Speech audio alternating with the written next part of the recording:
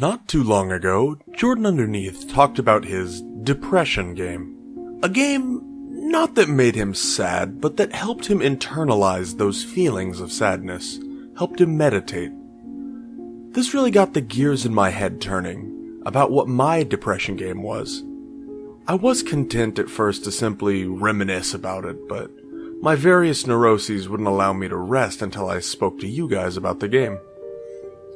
My depression game, the game that helps me deal with my problems, or at least it did at one point in my life, is Galerians for the PS1.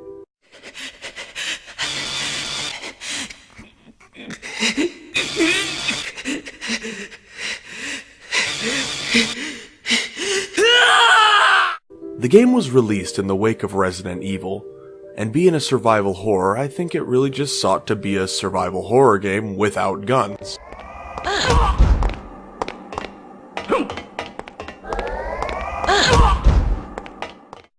It's very cyberpunk, with what little music it has being industrial techno, accenting these heavy themes of transhumanism running throughout the whole story. In this story, you take up the role of Rion, a young man who finds himself in a laboratory and suddenly exhibiting strange mental abilities. The thing I noticed first in the game is its lack of music.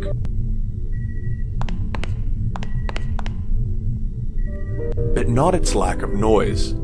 The game is filled with ambient sounds, computer beeps, the quiet humming of medical equipment. It's nice. The game will try to follow the action curve, starting us in the middle of anything. We start out about as confused as Rion is. As we play a bit more, we explore the facility, interacting with objects, having psychic visions that serve as clues to solve puzzles, and using our newfound powers to fight back against those that would harm us. We learn that we were granted this power from drugs they call PPEDs, psychic power enhancing drugs. And this is the first part of why this game speaks to me. Now guys, I don't know what your growing up situation was, but mine was drugs. My dad left my family and got hooked on drugs. My mom raised me while she was hooked on drugs. And on the lonely nights when I was alone while my parents were out doing drugs, I had this game. What's more is that I grew up with ADHD and mild depression, which I took drugs for. Because of this, drugs have a very derisive effect on my life. They were the things that ruined my life and continued to harm my parents. But they were also the things that were supposed to help me, save me from the static in my brain. I never liked drugs. I still don't like drugs, but I guess I saw and see them as a necessary evil, yeah? If my mother was off the drugs too long, she got violent and self-destructive, more so than usual. What's interesting about Galerians, though, is that is almost a direct mechanic in the game. You see, Rion isn't a superhuman in complete control. He's an individual barely containing powers that are far greater than him. Powers just as likely to destroy him as they are to save him. There's a mechanic in the game where if you don't take drugs, your powers run wild. Rion holds his head and slows to a walk. Power shakes forth from him, and any regular human that gets near him has their head explode. Your HP drops rapidly, and you're never sure if the unfettered power is aiding you in the situation or about to destroy you. If that wasn't enough, you have to take a drug to get the effect to stop. It's a really neat mechanic as metaphor kind of thing. But it's more than just that one mechanic. If you think about it, Rion is literally addicted to drugs. His powers, which essentially serve as the various weapons for different situations in the game, all come from drugs. Rion is trying to solve his problem with these drugs by taking more drugs to get to the bottom of all these drugs. And that speaks to me, I guess. That's what it was to be in my situation. Using drugs to help your situation that was created by drugs. And just like the game, it's not filled with beautiful or ambient music. It's quiet, and it sneaks into your life, destroying you from within. My favorite part of the whole game, though, is this place called the Babylon Hotel.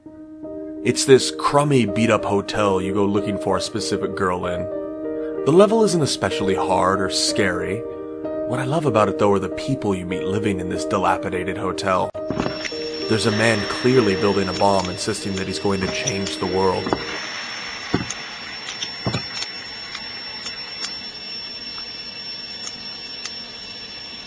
I'm very busy right now. I'm gonna change the world, you know. There's this strangely robotic doorman. Welcome to the Babylon Hotel. A room for one? Is there a girl by the name of Lilia staying here? Lilia? There's no one by that name staying here. Your room is number 302. This hesitant and terrified prostitute. I don't know anymore. I just don't know. A man that mistakes you for a prostitute. What are you doing here? I'm looking for someone. And you are? Rian Steiner. Well, you look okay, I guess. I have to contact someone first.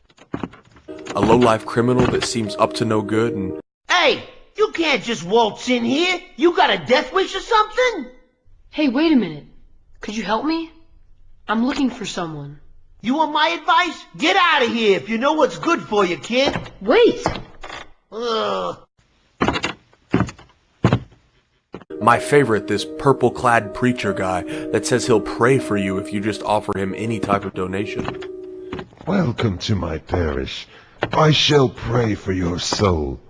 Oh, but first, a donation. A small donation. Anything will be fine. You do have money about you? If you keep entering his room, in fact, he'll literally pick you up and shake you down for money. Oh, you have returned with my donation. I shall pray for your soul. Do you keep the money in your pockets? Please, the donation. I need the donation. Where is the money? If you've ever been around drug users, you know all these people. All doing what it takes to get them just a little more. Or people that have had too much and are terrified of what more will do to them. Or in my case, the drug-addled individual that tried to tell you about heaven and the afterlife. The hotel is where the game confronts you with your drug addiction, though. Even going so far as to have you buy drugs from a crummy backroom dealer. You're new around here, huh? You're so young. Yet you're hooked, ain't you? The game had such an Acura feel to it, but darker, grimier. It had such interesting characters, all going through a common set of struggles, but handling them very differently. I found it so familiar. It made me sad to play it. It was a peel of my own humanity that I had to pull back to beat the game. But at the same time, the game felt like home, and playing it became almost meditative. It would let me think about where my life was, about where my life could end up, and sometimes it would let me think of just nothing at all. Now, the game's certainly not perfect.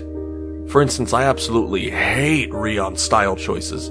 He's every worst part of original characters and Hot Topic put together. The controls are a bit of a pain, and the combat system is significantly more difficult than necessary. The load times are also not very good, and are sometimes rapid fire right next to each other.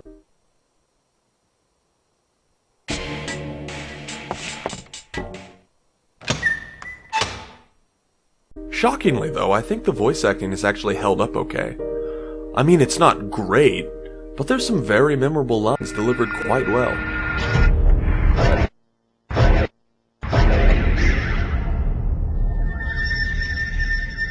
You killed Birdman, didn't you? I am Reinhardt. Now it's your turn to die! I also think the choice to have so little music aided this game a lot in the atmosphere. This was a game that needed to be quiet and contemplative, perhaps sometimes oppressively quiet, where the only person making noise was you, like you were being subject to your own footsteps, robbing you of silence and peace. Anyway, what's your depression game, guys? What do you play to help meditate? Let me know. And until next time, cheers.